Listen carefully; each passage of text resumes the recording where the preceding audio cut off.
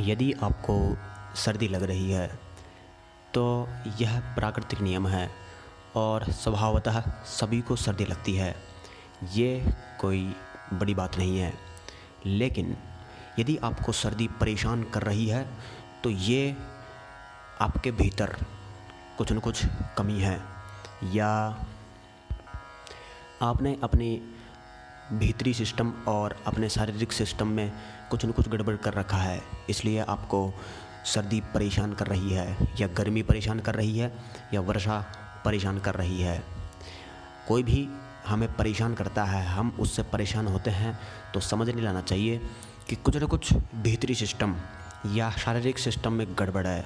तो विशेष रूप से यदि आप भारतीय संस्कृति से जुड़ेंगे, उसके जुड़ने के बाद हमारे भीतर एक स्मार्टनेस आती है, हम ज़बरदस्त स्मार्ट बनते हैं।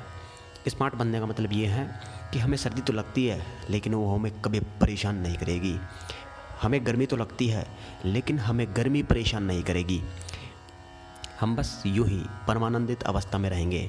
जिस प्रकार प्रातः काल सूर्य की किरण के साथ हर वृक्ष के पत्ते खिल जाते हैं, हर फूल खिल जाते हैं, उसी प्रकार जब हम भारतीय संस्कृति से जुड़ेंगे, भारतीय संस्कृति में शामिल होंगे एक ज़बरदस्त तरीके से, तो हम भी हमेशा के लिए खिले रहेंगे।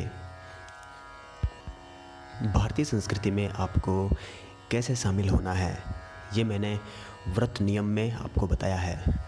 विशेष रूप से भारतीय संस्कृति में शामिल होने के लिए आपको भारतीय संस्कृति के व्रत, त्यौहार, उत्सव और आदि में शामिल होना होगा। शामिल होने का मतलब ये है कि जब भी आप व्रत करें, त्यौहार मनाएं, उत्सव मनाएं, तो संसार को बाईं साइड रख देना है पूरी तरह।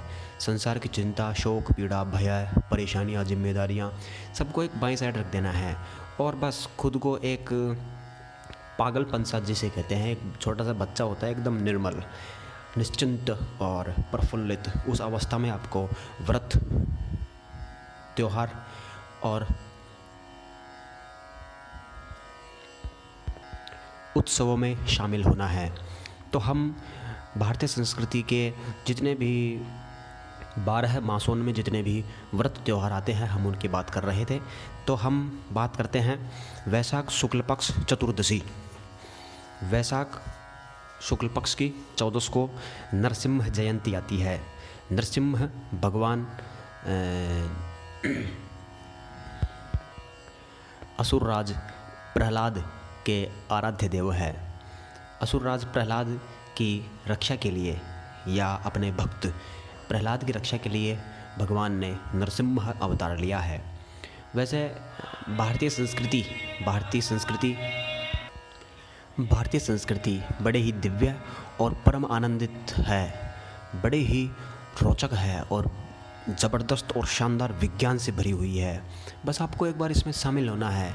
आप शामिल नहीं हो पाते हो, इसलिए आप इसे जान भी नहीं पाते हो। आप इसमें शामिल होंगे तभी इसे जान पाओगे, तभी इसका लाभ उठा पाओगे। आपके सामने भारतीय संस्कृति के रूप में अमृत है। आप अमृत का पान करोगे जब आप इसमें शामिल होंगे। बस आपको शामिल होना है। ये आपके ही फ़ायदे के लिए हैं, ये आपके ही स्वार्थ के लिए हैं, या आपके ही कल्याण के लिए हैं। इसमें मेरा या भारतीय संस्कृति का या प्रकृति का भी सहयोग है, लेकिन ये ज़बरदस्त आपके सुख के लिए, आपके कल्याण के लिए और आपके आनंद के लिए काम करेगा पूरी तरह। तो नरसिम्हा जयंती हम मनाते हैं वैशाख शुक्ल पक्ष चतुर्दशी 14 को।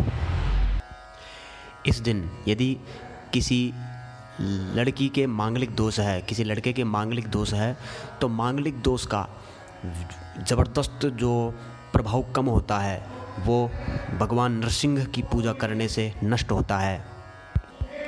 यदि आपका बच्चा, यदि आपकी बहू या आपकी बेटी या आपका बेटा या आपके पति या कोई भी अत्यधिक क्रोध करते हैं, गुस्सा करते हैं, तो वैशाख शुक्ल पक्ष चतुर्दशी को आप भगवान नरसिंह की तस्वीर अपने मन पर ही रखना है। नरसिंह भगवान की वैसे तस्वीर गृहस्थी के घर में नहीं रखनी चाहिए, ये वास्तु दोष को आमंत्रित देता है।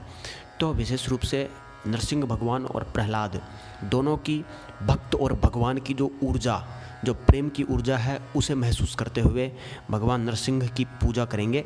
नरसिंह के मंदिर में जाके पूजा कर सकते हैं या किसी भी मंदिर में जाकर नरसिंह भगवान को मानसिक रूप से दर्शन करते हुए उनकी हम पूजा करें और आरती करें, उनके भोग लगाएं और उनसे प्रार्थना करें मांगलिक दोष को दूर करने की या किसी भी अत्यधिक क्रोध आवेश को कम करने की प्रार्थना करें।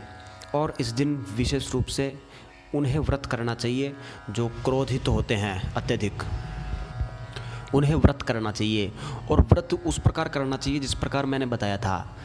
आप फिर से व्रत के नियम हैं वो आप देख सकते हैं, मैंने पिछले वीडियो में है, उसी प्रकार आपको व्रत करना है। यदि उस प्रकार आप व्रत नहीं करोगे तो 1% भी फ़ायदा नहीं होगा, 1% भी ऐसा नहीं होगा कि आपने व्रत किया है। तो कृपया भूखे रहने से व्रत का कोई मतलब नहीं है। जैसे मैंने नियम बताए हैं आपको वैसे व्रत का पालन करना होगा, तब जाकर नरसिंह जयंती का आप आनंद ले पाएंगे। और फिर आप व्रत भी करें और पूजा भी करें और आप अंत में आरती करके उत्सव का आनंद ले सकते हैं और फिर आप प्रसादी ग्रहण करें।